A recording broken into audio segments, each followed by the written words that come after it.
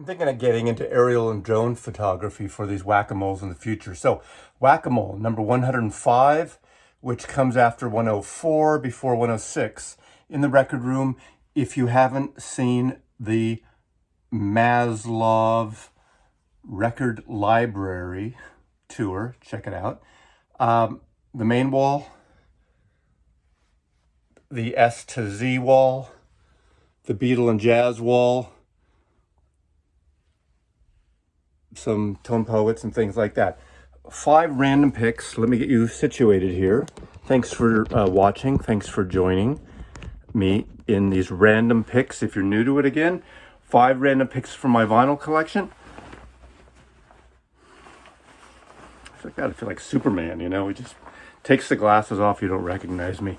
Okay, so 5 random picks, and then I'm going to share them. What's great about this is those of you who are getting older, even if you're in your 40s now, the great thing that Mazzy recommends is do a whack-a-mole. It stimulates and strengthens your brain muscles. Remember, your brain is your second most important muscle in your body, and you need to kind of stimulate that. So pulling random records, even if you're, if you're single, if you're married, if you're straight, if you're gay, if you're all the other variations, talk to your partner, look in your mirror, show the record and talk about it. You'll strengthen your muscles. It's very important because, Alzheimer's is a real deal. And a lot of these people, if they had done whack-a-mole when they were like in their 40s and 50s, and I'm in my 60s now, and my mind is So, isn't Bad Brains a band, right? I don't have any bad brains. So, let's do it. 5 random picks. Don't want to hurt myself. 1, 2. See, I'm looking at you. 3, I'm looking at you, kid. 3. Ow! The Uber box. I bumped into the friggin' Uber box. I knew that would happen one of these days. 4. And I guess I always should pull one from the jazz. Not always, but every once in a while. So let's see what we got here. 5. Okay. Oh, every time I do these whack-a-moles, now this is the second time in a row, I have to do a shout out to 2 of my friends in the vinyl community, John Digital Gramophone and Chris, the long cut, the long box, the long something or other, the long guy from the Silicon Valley, Chicago, New York, all that stuff. But Mermaid Avenue, this is the original one. Okay. Big Billy Bragg fan. Saw him open up for Echo and the Bunnyman, 83-ish, first tour. I had no idea who he was. Everyone at the Berkeley Community Theater was just jonesing for Echo and the Bunnyman. He comes out with this electric guitar, just one guy, electric guitar, and just wows the audience with one thing. So he's sort of the folk punk British troubadour socialist, kind of taking the reins of a Dylan, of a Woody Guthrie, and just I love him. I've probably seen him 7 or 8 times. Love him. This is the first of a series of 3 records that he collaborated with Wilco, and the estate, the Woody Guthrie estate, had these lyrics that were never turned into songs of Woody Guthrie. And I think Dylan, I heard, the rumor is Dylan wanted to do these and write music to them, but I don't know all the details. And I'm a big Dylan fan, but I'm not one of those Dylan virologists. Not virologists, that's about virals and viruses, but you know what I'm talking about. A Dylanologist, I'm not that. I love Dylan, know a lot about him, but don't know that kind of thing. Anyway, long story, Mazzy, come on, shorten it up. Woody Guthrie. Someone having a beer with Woody Guthrie? God, that would be great, right? Be in a club or wherever, This machine kills fascists. It's so Billy Bragg, too. Wilco backed up Billy Bragg, and they kind of put music together and did a series of 3 records. I heard there's some tempestuous stuff between Wilco and Billy Bragg. Who knows? I don't know that either. But there were 3 volumes of these records. Mermaid Avenue, wonderful series of records. If you like Wilco and you like Americana music and you like folk and you like socialist political statements, fantastic record, fantastic series of records. And these were on Non-Such Records. Love them to pieces. Okay. Now we got a reissue from the 70s, and I remember this is a clear vinyl record. I didn't get a lot of colored vinyl in the 70s I should say, a reissue. And this is the Yardbirds Shapes of Things, a double album, UK comp, 1964 to 66 period. So kind of that early bluesy to pop period that shows the different, let's see, you got Jeff Beck, you got Jimmy Page, you got Samuel, whatever his name is, For Your Love, great song written by Graham Gouldman, who wrote a great series of pop songs, as well as No Milk Today for Herman's Hermits. Graham Gouldman would later go on to be a member of 10cc. Wrote a lot of great pop songs, which you've heard. Heart Full of Soul is on here, I believe. Is it? I'm not sure if that is. Shapes of Things. Oh, what a great song of Shapes of Things. Anyway, this is a nice comp because it talks about the history of this first period of the Yardbirds before they kind of got psychedelic. And this one is, is it Bomb Records? Bomb Records. Anyway, clear vinyl, nice comp. Got this in my record days in the mid-70s. Okay, next. This is kind of interesting. Out of the box. I think you need to learn about other music here. I can't keep just showing friggin' Beatles stuff yet. I think I'm going to do a Beatle bonus whack. The Moonglows. One of the great doo-wop groups of the 1950s. Let's see, this was on Chess Records. There's a whole series of these R&B chess reissues from the 70s. Not exactly the greatest in terms of artwork on the front, but I have several of these. I think the Hummingbirds is another one. And this, let's see, when were these recorded?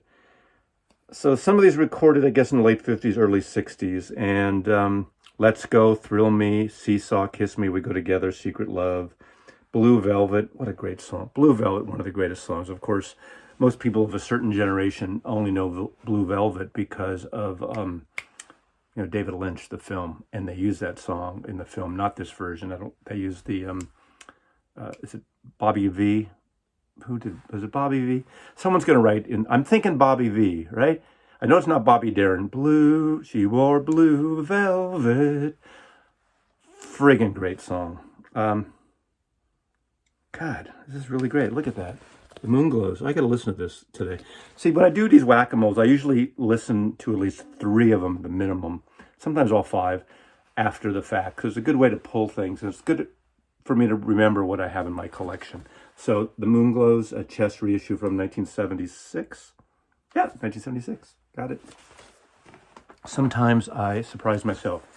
Now, some people will say this is the weakest. This is the final album by the band before the Last Waltz. This is 1976, I'm thinking.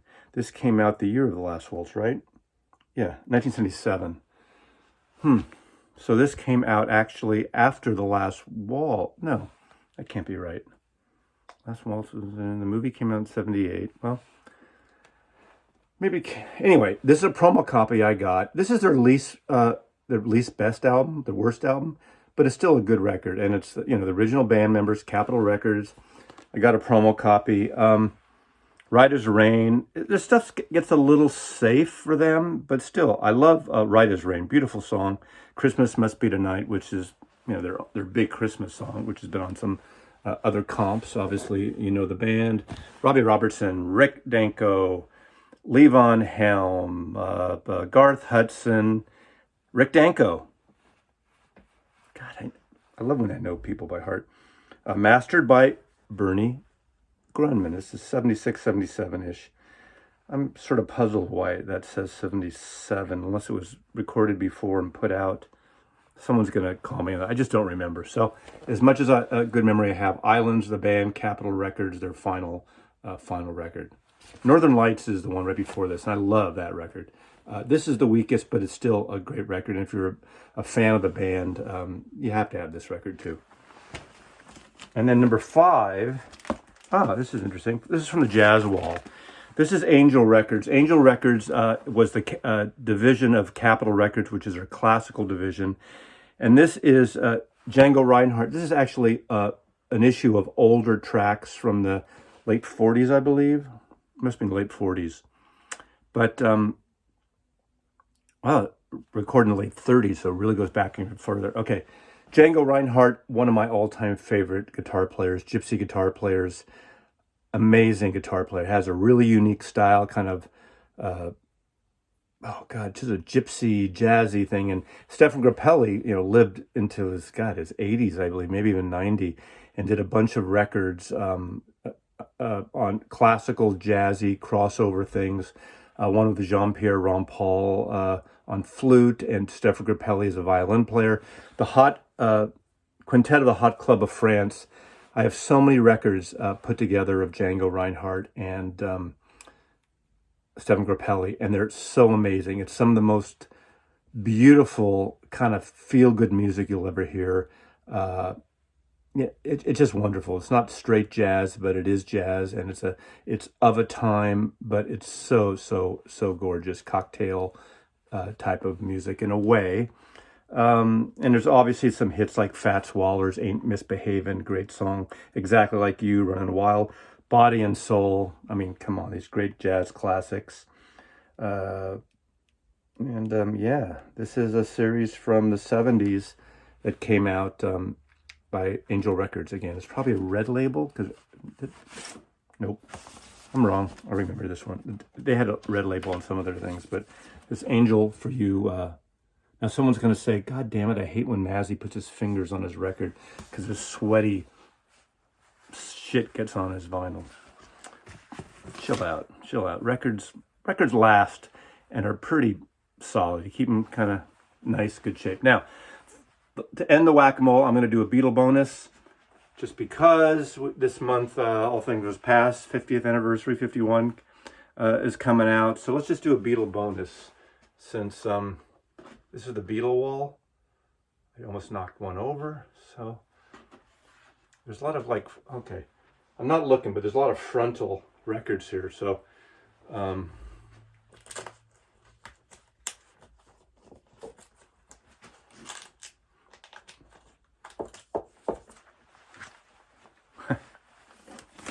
23 is my lucky number.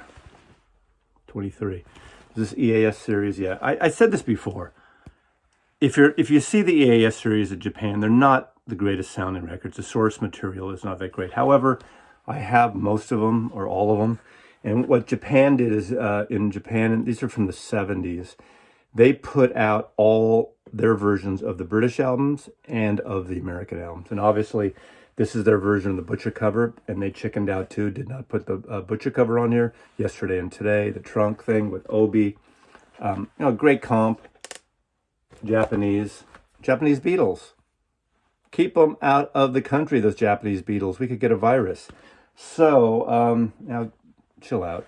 But anyway, kind of cool. These are cool, minor and pristine shape.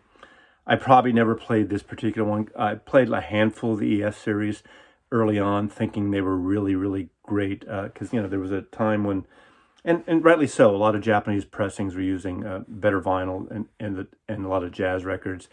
There are a series, which I mentioned, if you find from the 70s, I believe, into the 80s, maybe the 70s, Beatle records on red vinyl. Those apparently are really good, and I don't have any of those. So there you go. So that's Whack-A-Mole number 105. I think that's enough, but as I go, I'm going to pull one more jazz record as a bonus from the top shelf, which means this is going to be a Music Matters Jazz, because they're all together. So I don't know what I'm pulling, but I know it's a Music Matters Jazz.